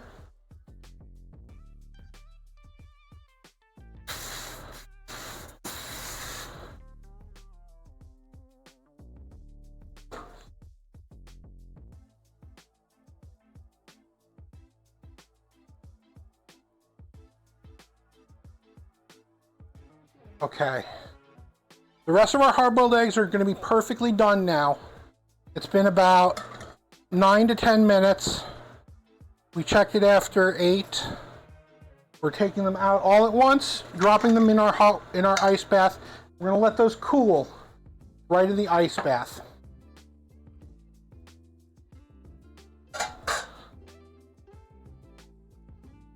Pan's warming back up for our next fried egg.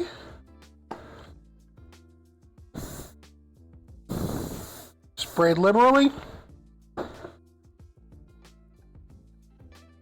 How would you like?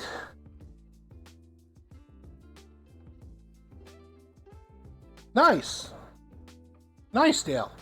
How would you guys like to see the next egg? So, do you want a cracked yolk? A cracked broken yolk? Do you want to see an over easy, over medium? What would you guys like to see? I'm honestly curious because I have a limit on how many eggs I've got here, so let's... Any ideas, guys?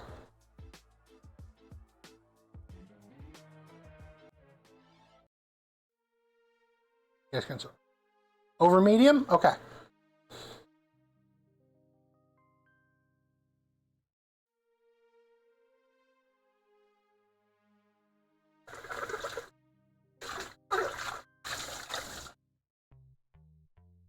So I'm going to crack the egg. Since we are going to do scrambled eggs in a minute, I'm going to crack this egg into the bowl to make sure that my yolk stays completely solid, which it did. It's always good to pre-crack your eggs into a small bowl before you put them in your pan. Again, medium temperature. I'm going to even turn that down a little bit. Right into the pan. This is a little hotter. So we're going to work with this a little fast. The egg is crackling. It's turning white already. We're going to pull that yolk in. Now, this is sticking a little bit more than it did before. That's okay. Again, working with suboptimal conditions in our kitchen, that's okay. Turn the heat down. We're going to break that white again. I like breaking that white to make sure that it gets where we want it.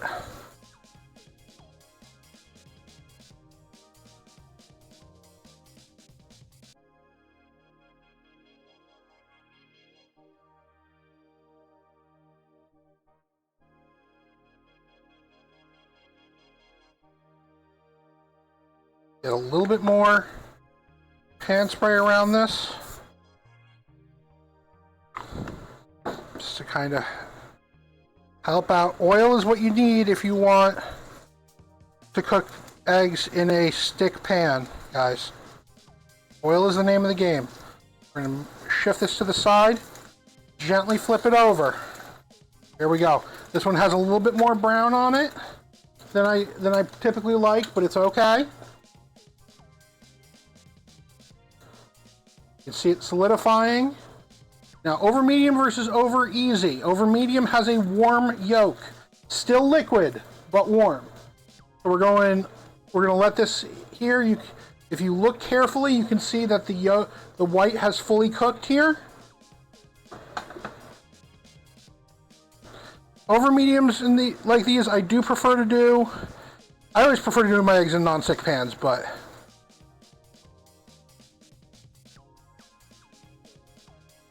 make some room on our egg plate over here, our sunny side.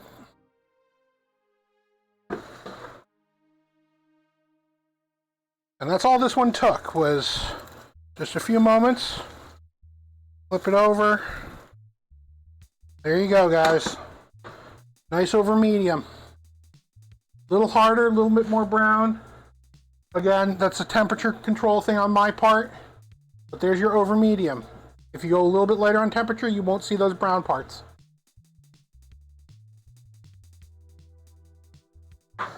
Now, lastly, we're going to do my personal scrambled eggs. This is not the definitive way to do scrambled eggs. This is just my way of doing scrambled eggs. This off.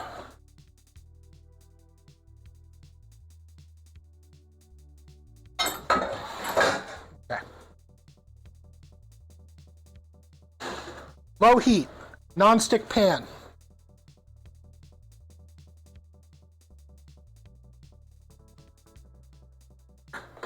When you do my scrambled eggs, there are two things you need to make the eggs the texture we want them. And you can pick between the two. Excuse me for the noise. You can either use milk, dairy of some kind in general, or cheese. Now, I like cheese. We're going to use cheese today. Cracking 2 eggs into my little blue bowl here. Take our fork that I was using earlier, break the yolks, whisk them up.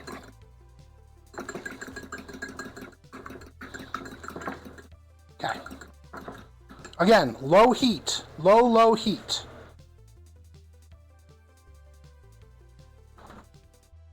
To get our cheese out real quick, I'm going to use some pre-shredded cheddar for this. In this situation, your pre-shred versus your hand shred does not matter. I'm going to use about as much cheese by volume as I have eggs. So I have about half of this bowl full. I'm going to put about that much cheese in. I add milk sometimes, but if I'm using cheese, I don't add milk. About equal parts eggs and cheese for me.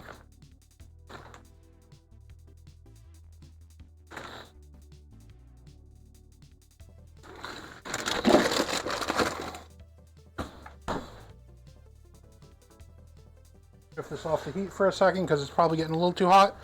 We're going to mix that cheese right into the eggs.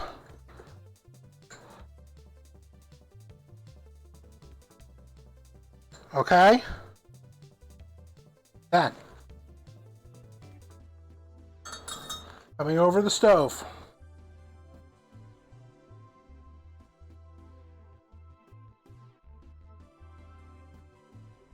Hot pan, medium hot pan, butter. These eggs are not good for you. I will tell you that straight up. These are not good for you. They're delicious though.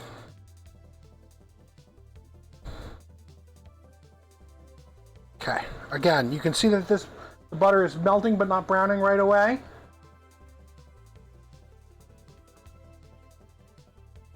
Eggs in. Even if it's doesn't start sizzling, that's good.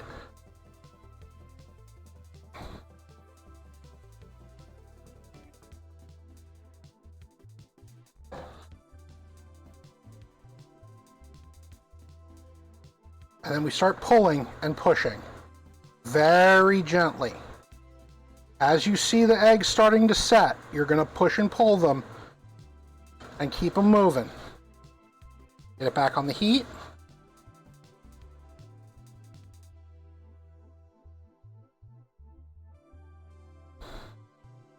Cheese is starting to melt. Pull our eggs. Nice large curds. You're going to notice it's sticking to this pan a little bit. That's because I've abused this pan a little bit. It's not the perfect non-stick anymore. Okay.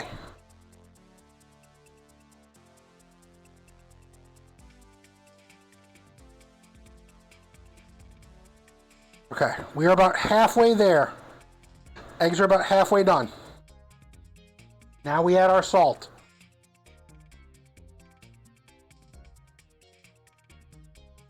You can break these up into smaller curds, Kitty, but the way that my scrambled eggs cook, I like them in a large thing. Adding salt to my scrambled eggs a little bit. Pepper, black pepper. I like white pepper can work, but I like fresh ground black. And since I'm eating these, I'm doing them the way I like.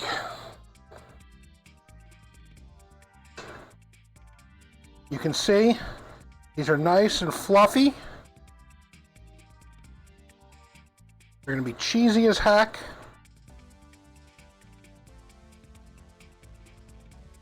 We're going to keep cooking them. Low heat. Still that low heat.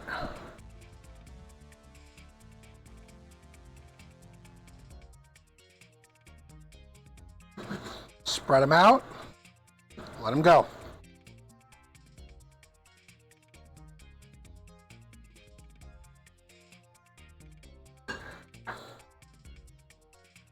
See steam coming off of them. That's good.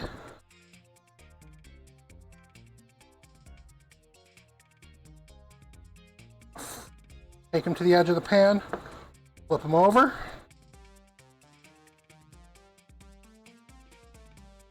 Going to be a little wet still from not from the egg, but from the cheese.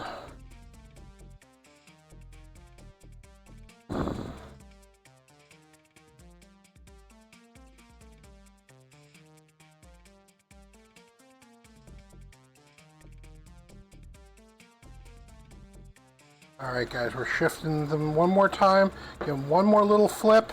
These are all set. These are done. Bring our plate over. Shift them to the edge of the plate. Or edge of the pan, right into the plate. You see nice, large curd scrambled eggs. Nice and fluffy. I call these my souffle eggs because they remind me of my father's cheese souffle, honestly.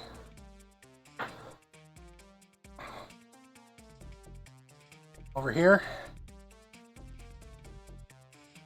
you can see just how light and fluffy these eggs are. Oh, and where are we?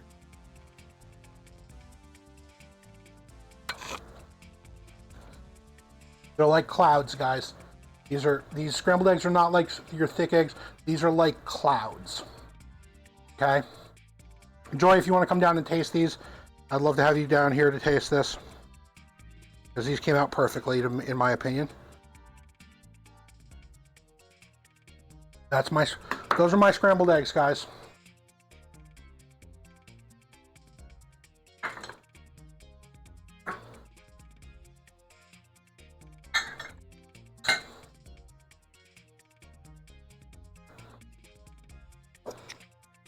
I heard something about eggs. Yeah. Tasty scrambled eggs. Cheesy. They should be light and fluffy, very delicate. Pandora heard eggs. What? Yeah, cheese? eggs and What? cheese. What?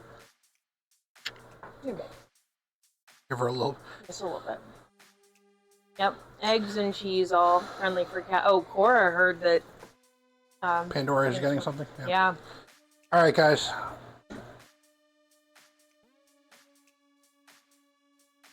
Nom nom nom. Right, then, Uncle Stinky? What I want, though. I would not add orange juice to scrambled eggs. You're going to end up burning. You're going to end up getting sugar. Here, just take a plate. A little dip.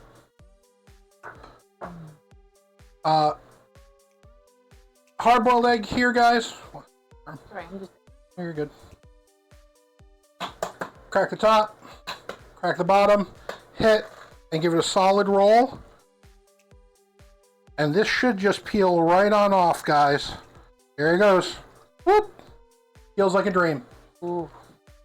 What I will say, Dale, that my grandfather used to do when he was alive was he would order his eggs over easy.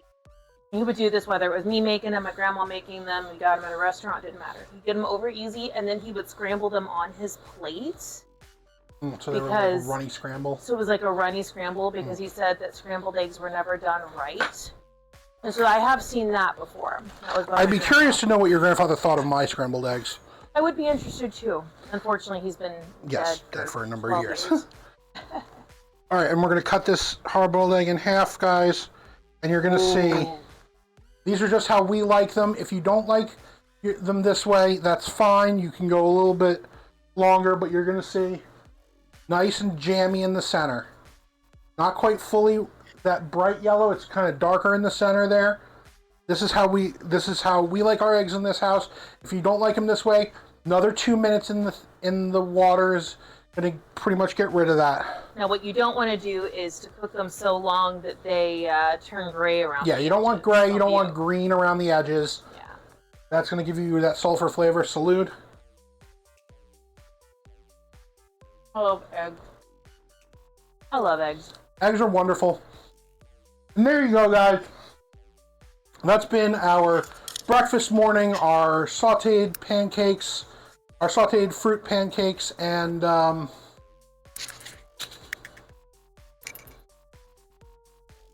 sauteed fruit pancakes, our eggs. What else did we make? I forget. Pancakes, fruit, flambe, and eggs. There's your kind of brunchy good stuff, guys. I hope everybody has had a good time. Hope you've enjoyed the show today. Let's take a look. Car move. Let's see who we got that we can raid. Please join our Discord if you want the recipes and you want to see more, guys. YouTube for VODs. I am posting those daily on YouTube.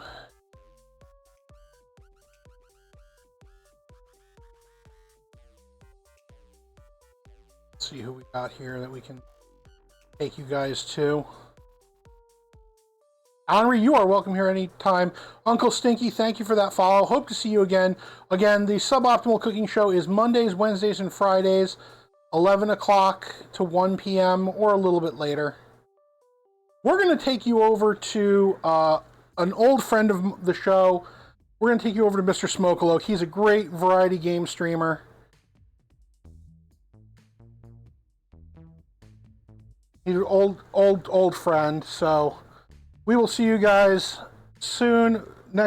Again, Friday, we're going to be doing cake decorating and some dessert stuff, some other dessert stuff.